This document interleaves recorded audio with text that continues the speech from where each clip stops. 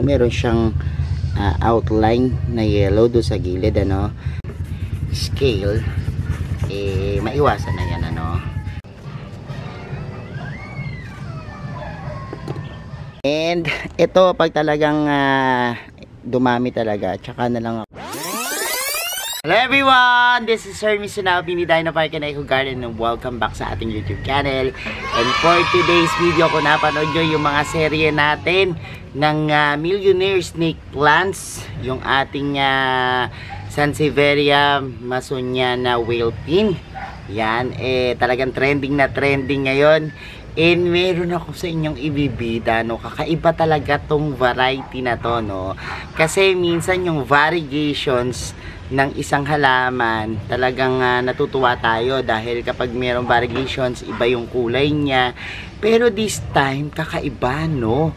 Yung ating nakitang Millionaire Snake Plants, yung dumating sa akin. At natutuwa ako kasi parang sa mga Millionaire Snake Plants o sa mga whale pin, common na yung makita nating may variegations na buo, no, na talagang malaki yung pagkadilaw, malaki yung pagkaputi. Pero this time parang line lang, no, outline lang na yellow, tapos parang gold, no. Kaya ang tawag namin dito is gold line variety, no. Kaya makikita nyo na yan sa ating pagbalik. Kaya ako ready na kayo mga ka-MDP. Tutok lang po.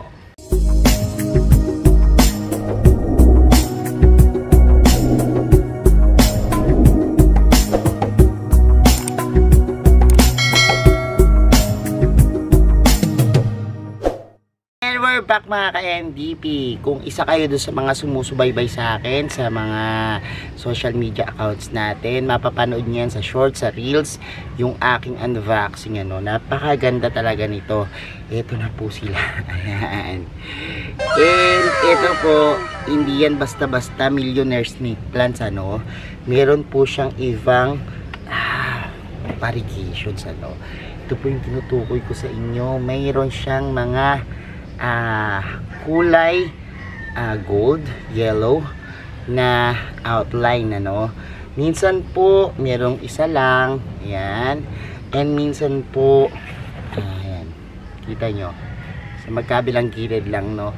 Usually po kasi nakikita natin yung talagang maramihan, malalaki yung mga variegations nila. Pero ito napakabihira nating makita, no, yung mga ganitong varieties. Kaya natutuwa ako kasi meron ako dito na siguro mga 10 ito, no.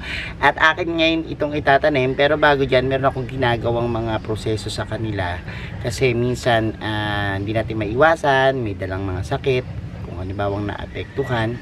And para maiwasan yan, meron ako tuturo sa inyo na mga ilan bago natin itanim ito, no. Isa lang naman ito doon sa mga ginagawa ko and i-share ko sa inyo. Tara, halika, pakita ko sa inyo ito na malapitan. So narito na nga yung ating mga kita nyo, whale pin Millionaire Snake Plants. Pero kita nyo meron siyang outline na yellow doon sa gilid, ano. Nakakatuwa kasi bihira tayong makakita nito. Ang usually nating nakikita yung mga may variegations, ano. At minsan dilaw yung pagka-variegate niya, minsan naman medyo may puti, yan, no. And magaganda sila, pero this one kasi talagang full yung pagka-green niya, pero meron siyang yellow na outline, ano. So iba-ibang klase yung mga yan. And yan, nakakatuwa, oh, look, no.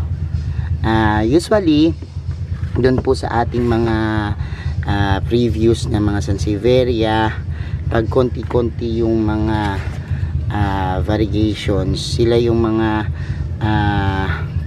hindi pa masyadong variegated yung mga nanay, o, no, yung mga nagiging anak nila, mga ganyan-ganyan, ano. Pero dito kasi malimit nating makita to sa mga whale pin, ano. Hindi ganon kadalas makakita ng mga ganitong varieties. Kaya naman natuwa ako, kinuha ko to lahat, ano, kasi ano, ang ganda, no.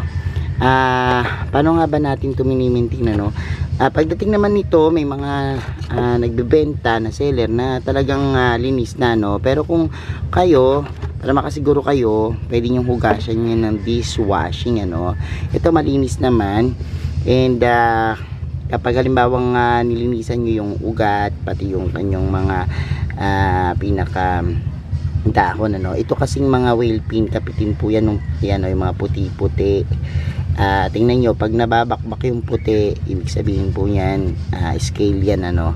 Kaya mga yan, so kailangan pa rin maging maingat. Minsan kasi kapag naglilinis tayo at winawash natin siya ng dishwashing, hindi pa rin nakukuha lahat-lahat, ano. Pwede natin gawin kapag linis ng dishwashing, hugasan natin siya o babad muna, no, ng ilang minuto sa fungicide nang sa gayon tanggal din fungus, yung mga namumuo ng mga fungus, yung halimbawa malalambot yung mga pinaka stem tsaka yung roots at affected ng fungus, para maiwasan yan, ano. Pero ito naman chinek ko, matitigas naman, ano, at parang wala akong nababanaag na fungus, kaya lang meron tayong nakikitang ilang scale, ano. So para maiwasan to, pwede nyong gamitin na panglinis dito yung hydrogen peroxide, ano. Pwede yan, pwede rin po alcohol, no. So ngayon ang gagawin natin is lilinisin natin to ng alcohol, ano. Meron ako ditong alcohol, and pupunasan natin yung mga dahon para safe tayo doon sa mga scale, ano, at hindi na makahawa. So eto na, no, maglalagay na ako dito ng yan, alcohol sa bulak lang, ano. So pwede na yan, and pupunasan nyo lang yung pinaka dahon niya, no. And yan, para kung merong mga namumuong yan scale, maiwasan na yan, ano, bago nyo po itanim. So mabilis lang naman yan, and parang nililinis nyo na rin yung kanyang dahon. So yan, maglinis muna tayo ng mga dahon gamit itong ating alcohol. So eto konti-konti lang naman, ano, wala naman masyado, and hindi katulad ng iba kasi minsan parang sobrang dami na, no.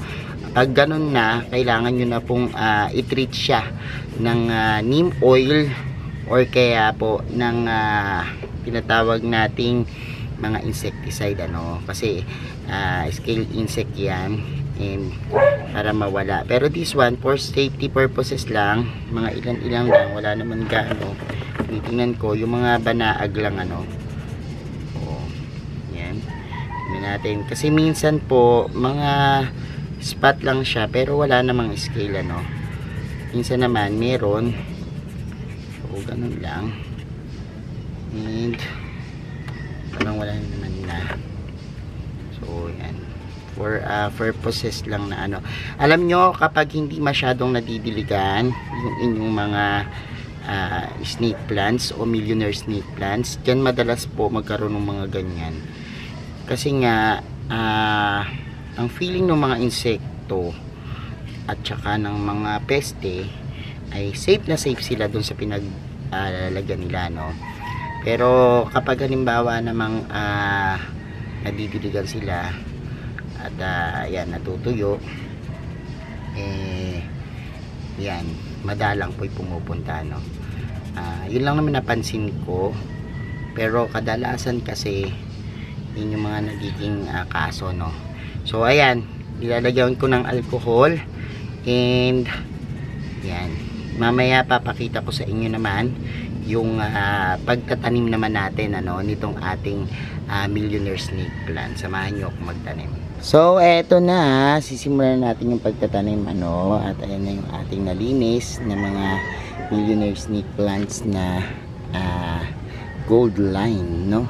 Tawag ko dyan is gold line. And saan ko pa kaya ilalagay? Actually, pinag-iisipan ko. Parang gusto ko siyang ipwesto dito kasi meron ako ditong mga bakante pa. Yan yung ating dinamuhan last time. Nasabi ko sa inyo ay kailangan kong lagyan at paramihin pa yung mga nakatanim dito. And dyan tayo magtatanim, ano. So, I think yung kalahati nito pwede kong i-out. Pero may mga nakapagpa-reserve na. Pero for the meantime, gusto ko muna maganda yung kanilang variegations, kasi ito yung sinasabi ko sa inyo kanina na tingnan nyo, magkaiba sila.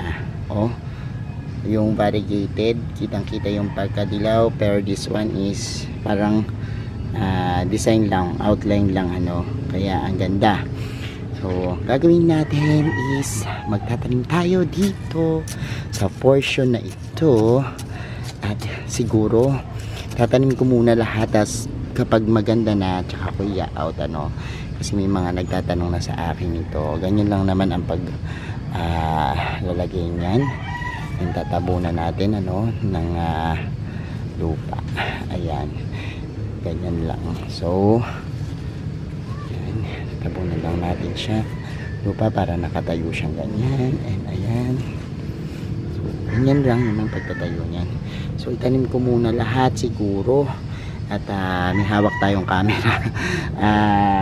Panoorin nyo muna ako.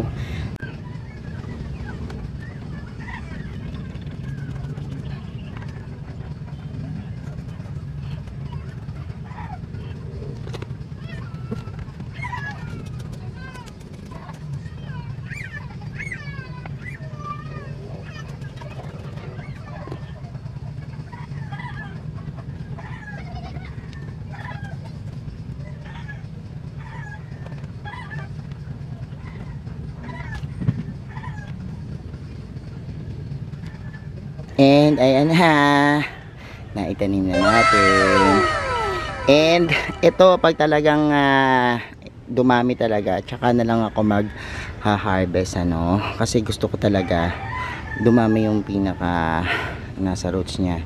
Meron dito ang bilis sumuloy, at yan, kapag talagang dumami, tsaka ako mag-harvest, pero for the meantime, ni-enjoy ko lang yung ganyan nila, napakadami ng ating millionaire snake plants, iba't ibang varieties yan, at nakakatuwa na meron tayong white, meron tayong variegated, meron tayong plain green lang, merong mga may pleats, yung may biyak-biyak, tapos meron tayo ngayon na ganyan yung ating gold line, na millionaire snake plants. And sa mga susunod na araw, baka mayroong mga bagong lumabas, di ba? Nakakatuwa.